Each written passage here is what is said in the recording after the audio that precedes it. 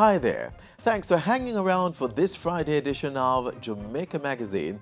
I'm your host, Adrian Atkinson. A great package is prepared for you today, so sit back, relax, and enjoy the rest of this informative show.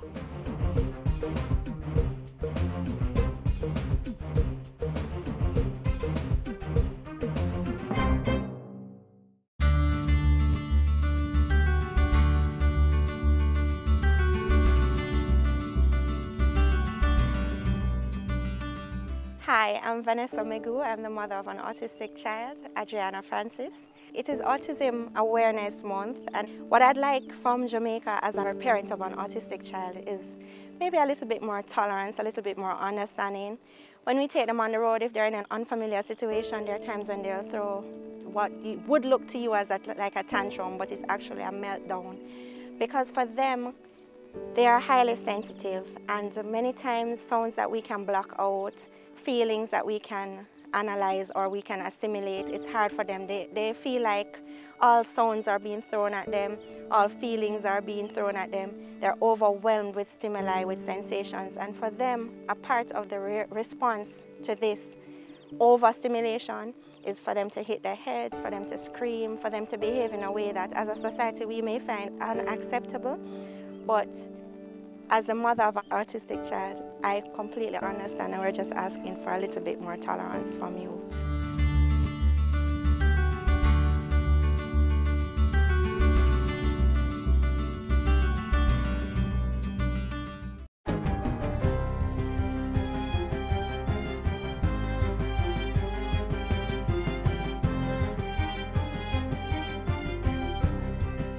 Good day, I'm Stephen McHugh, and this is your JIS News for Friday, April 27.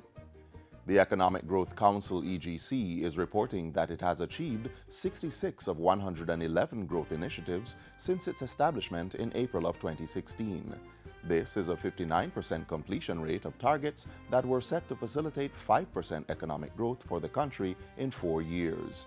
At the EGC's fifth quarterly briefing on Wednesday, Chairman Michael Lee Chin said achievements to date include targeted security measures and the installation of video link equipment in courtrooms. Also of note is the completion of 5 development orders for Portland, Trelawney, Manchester, Negril, and Green Island. In addition, we have had a rolling out of the housing microfinancing solutions by the National Housing Trust to help improve access to finance among low-income earners, and over the last quarter, between January to March 2018, we have seen the following: the passing of the Procurement Act and Regulations 1 and 2 in Parliament. The EGC chairman says over the next quarter, the council will complete a cabinet submission for a revised investment framework for pension funds and insurance companies. This will focus on investment regulations, risk management guidelines, and supervisory and data reporting agreements. The Bodles Research Station's seed laboratory and storage facility in St. Catherine will be refurbished. The Agriculture Ministry and the Caribbean Agricultural Research and Development Institute, CARDI, signed a memorandum of understanding for the project on Wednesday. This is just one of several initiatives under the IDB-funded pilot program for climate resilience. One of the outputs of this program is the expansion and establishment of seed storage facilities at the Bodles Research Station in St. Catherine to house the seeds of climate-resilient crop varieties, not just for Jamaica, but for the entire region. The work should be completed within 3 months. It will produce the addition of a new cold room and storage areas, while a seed batch dryer and standby generator will be bought. In the meantime, the Agriculture Minister has announced that the National Seed Policy, which is now a white paper, will be submitted to Cabinet for review shortly. The policy will facilitate the establishment of a sustainable seed system that ensures consistent and reliable supply of clean, affordable, and accessible seeds. The goal is to support food security and biodiversity. The objectives of the policy are to facilitate development, evaluation, and maintenance of pest-resistant, high-yielding varieties that are adaptive to given local agroecological zones and challenges posed by climate change. Increase availability and access to clean seed to meet production requirements, improve regulation and monitoring of the seed industry to ensure adherence to quality standards.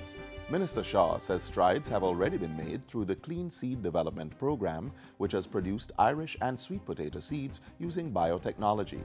The program also produces corn, Scotch bonnet pepper, pumpkin, and sorrel seeds, which are sold to farmers. A volunteer firefighting reserve has been set up to serve the Port Royal and East Kingston areas, which do not have dedicated emergency response services. The initiative was led by the Caribbean Maritime University, CMU, as part of its thrust to transform Port Royal into a university town. With funding from the government of Japan, the first batch of reserve firefighters started training late last year and graduated earlier this week. The Japanese government also donated emergency vehicles, including 3 fire trucks, to support the venture. Local Government Minister Desmond McKenzie says this will greatly assist the implementation of the Fire Safety and Protection Program, which is one of his ministry's priority areas for financing this year. As I encourage our people to generally be more responsible, I want to encourage you, the graduates, to take the campaign of fire prevention to the people of Jamaica. We can substantially reduce the instances of death and damage due to fire. Between January and the end of March, 17 persons have died in fires, while 55 persons lost their homes. During that period, the Jamaica Fire Brigade received 2,838 calls. And finally, 65 individuals and organizations have received the Prime Minister's Medal of Appreciation for giving sterling service to the nation. The awardees are drawn from various sectors and include environmentalists, musicians, farmers, educators, civil servants, and community leaders. Your service has undoubtedly made the country's economic, social, and cultural fabric richer and stronger. At Wednesday's award ceremony, the Prime Minister also recommitted his administration to adding to the legacy of Jamaica's nation builders. We must ensure that your contributions are lasting and to the benefit of generations to come. And that's it for JIS News Today. I'm Stephen McHugh. Thanks for watching.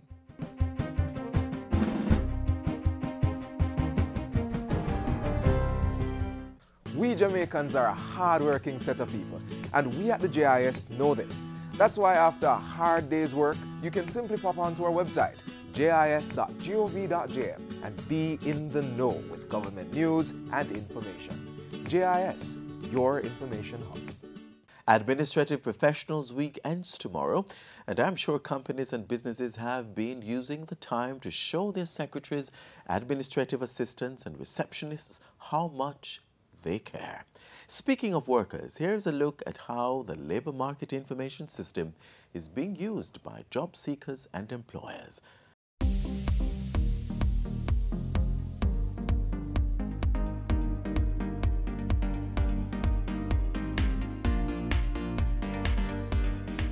Since 2001, the Ministry of Labour and Social Security's Labour Market Information System, LMIS, has provided a cost-effective way for employers to source and find suitable employees, as well as for job seekers to find employment.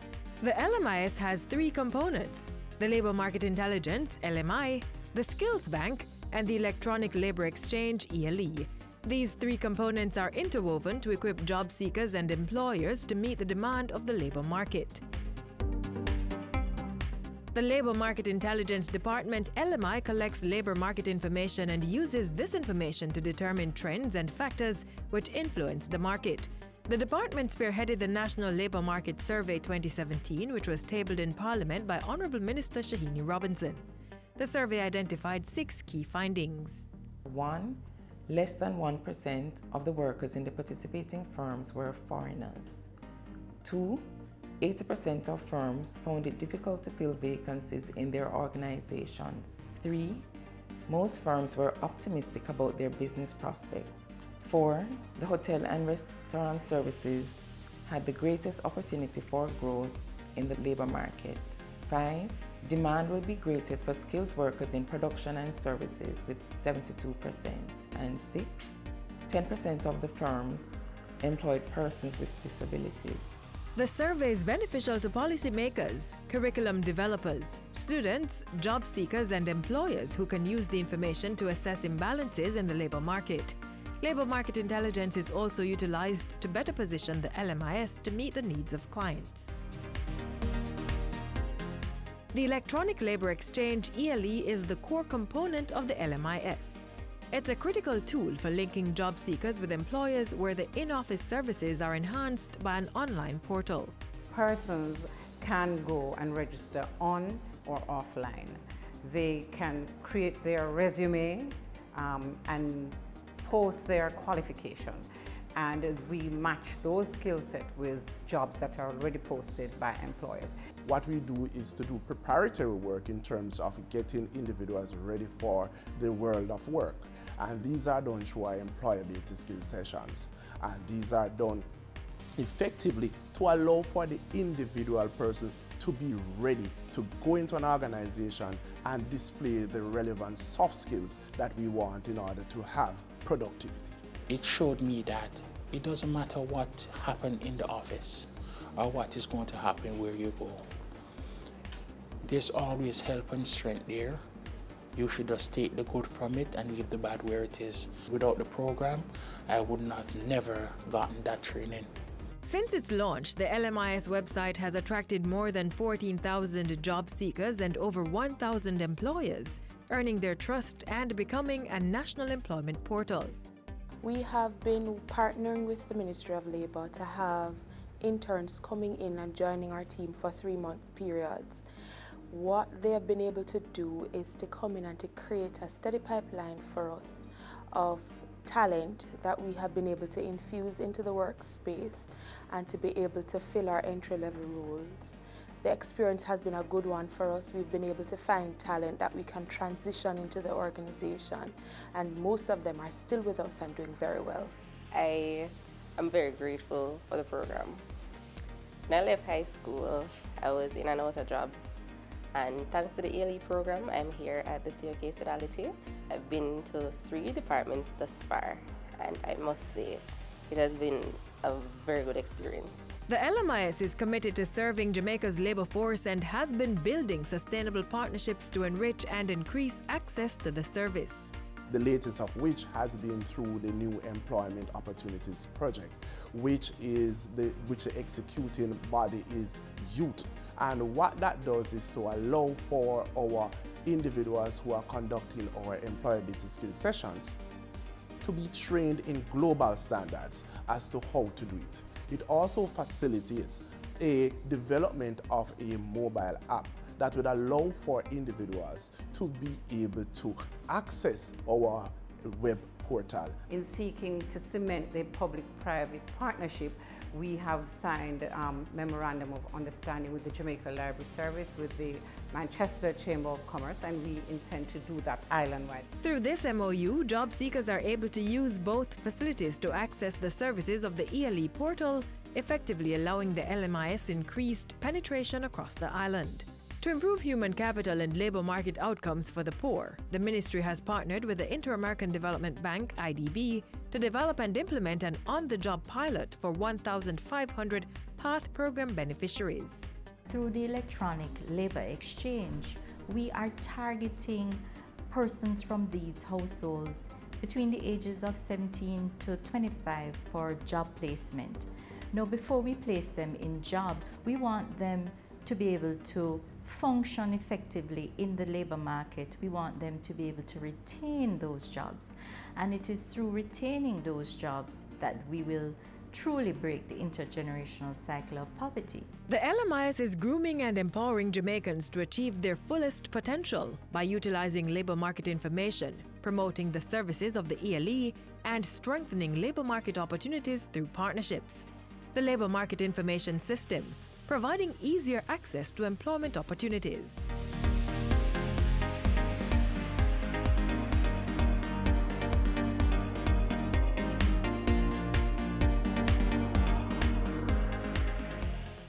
We are children and we have rights. We have a right to be protected, provided for, and included. Don't beat me up. Don't belittle me and please don't molest me. I am under 13. I should not be working for a living. That is child labor. It is illegal. Stop leaving me alone. I am too young to provide for myself. I need your guidance. Protect our nation's children. They have rights too.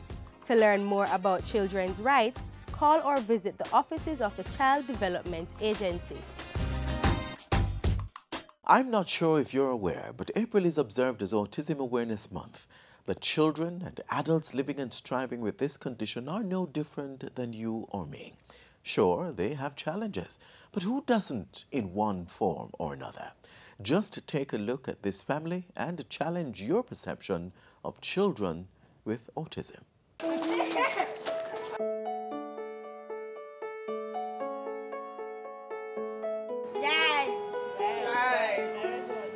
One, two, three, go! Woo! Good job! When she was about 6 months, I realized that she wasn't sitting up. She wasn't creeping. She wasn't making any attempts like that.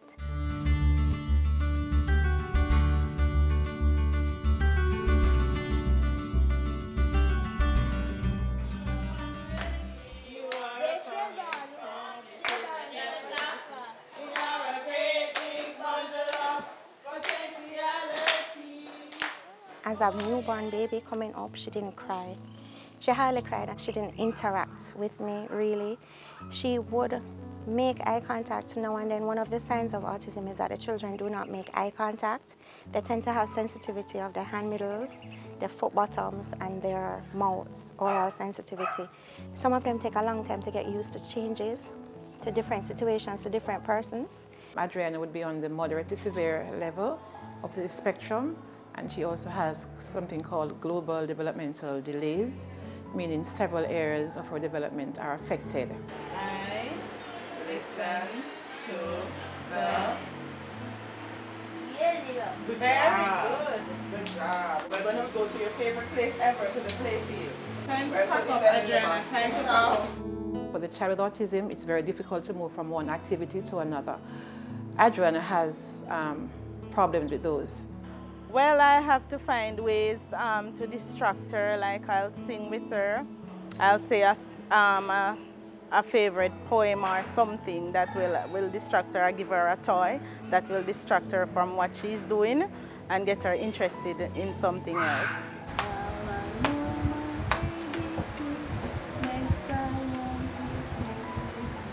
Come, wait for your shoes. We have to put on your shoes to go to the playfield. Come here. Come this way. Come, we're going to the swing. Going to the swing.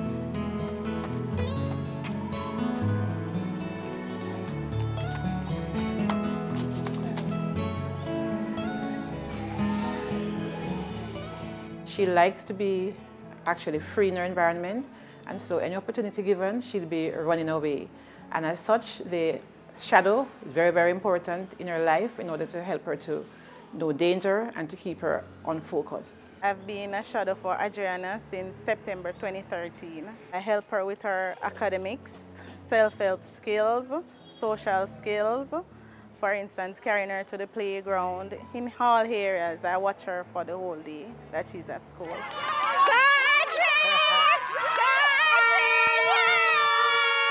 She won 2 of her events in sports that just gone, and she got 2 gold medals for that. She did a flat race, 25 meter. She won that race, and we had obstacle race, and she won that race also. Sometimes it's a happy journey, sometimes it feels easy, sometimes it feels overwhelming, like you just can't go another day, you know. But at the end of the day, as long as there's love for her, then you can find a strength. Adriana has a little sister who is like her big little sister. When Adriana should have been the one maybe helping to put baby to sleep, baby is the one helping to put Adriana to sleep. She will follow whatever Elisa does. She will listen. Her big brother, DeMarco, he's 14, going 15, and he has been, I mean, from Adriana was a baby, he wanted to change diapers. He wanted to take care of his sister, and he still does. Her daddy he's a good support too. Her dad picks her up every morning, takes her home every evening. I wouldn't miss it for the world. I would do it every day, every day. If that child is a part of you, whichever way life turns, whichever way things turn, be there for your child. Were it not for you, that child wouldn't be here. And if every father would do the same, just be there for your child. That's the basic law of humanity. Be there for your child.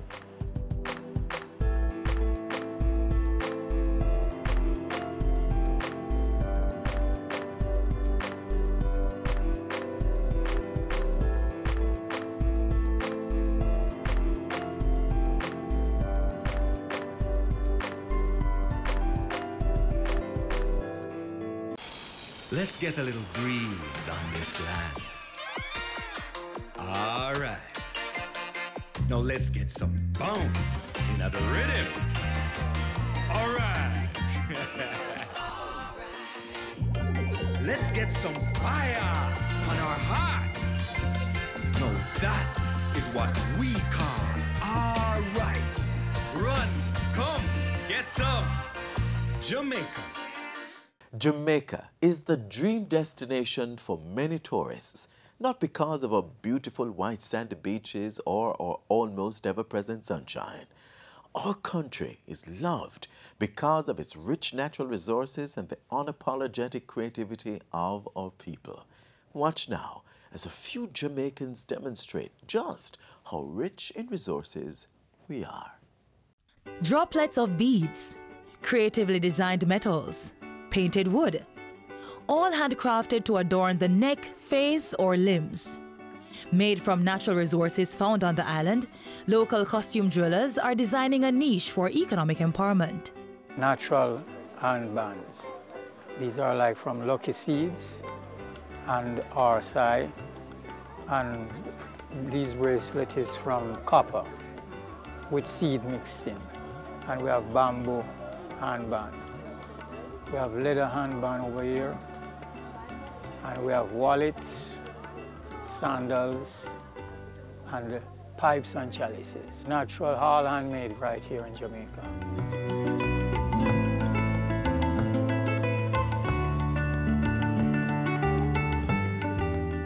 I'm doing this business for over 40 years now. I've traveled all over the world, and this is the business that I do. This is my living, and I'm very proud of it. I was working at the post office for 18 years. But in the 18 years at the post office, I learned this trade. I'm self-taught. That's what I love about this. I think about a creative piece, and I manifest it with my hands. And that's what I love about it. Manifesting what I think.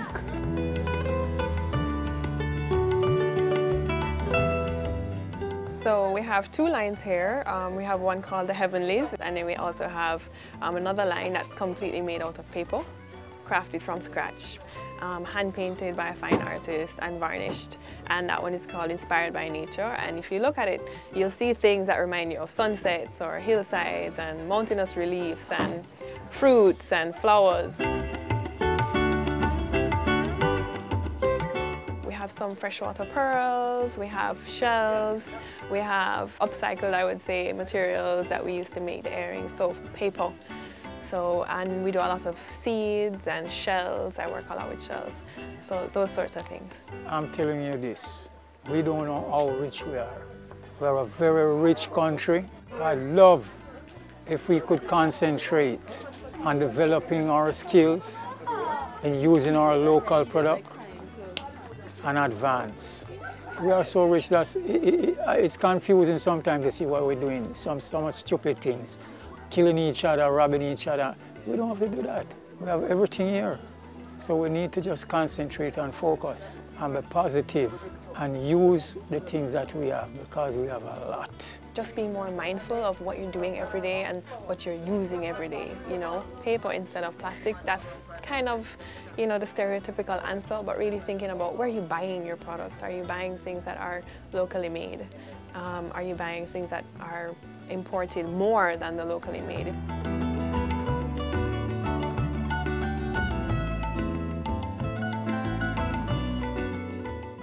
You told me that can be who I want to be.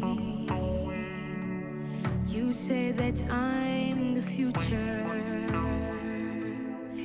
free to rule my destiny. You said that if I work hard, I will succeed. You said my rights were protected, and I believe. You told me you'll be there in my time of need, but you didn't tell me of all this exploitation, selfishness and greed. I am somebody, part of a human family. I'm the future, can't you see? Don't turn your back on me. I am somebody, don't you leave me behind. I'm the future, can't you see? Don't turn your back on me. Sometimes I wish that I could make you understand the pain I feel from scars that never seem to heal. Sometimes I wish that we would look in our hearts and see that only love can heal the world. It starts with you and me. Oh yes, I am somebody, part of a human family. I'm the future, can't you see? Don't turn your back on me. I am somebody, don't you leave me behind. I'm the future, can't you see? Don't turn your back on me. Unfortunately, this is where we close off our magazine for today. Thanks for staying with us for the entire show. Another informative edition awaits you tomorrow, but until then, do drop us a line at jamaicamagazine@jis.gov.jm or visit our website, jis.gov.jm, for more information. I'm Adrian Atkinson. Until next time, thanks for watching. This has been a production of the Jamaica Information Service, the voice of Jamaica.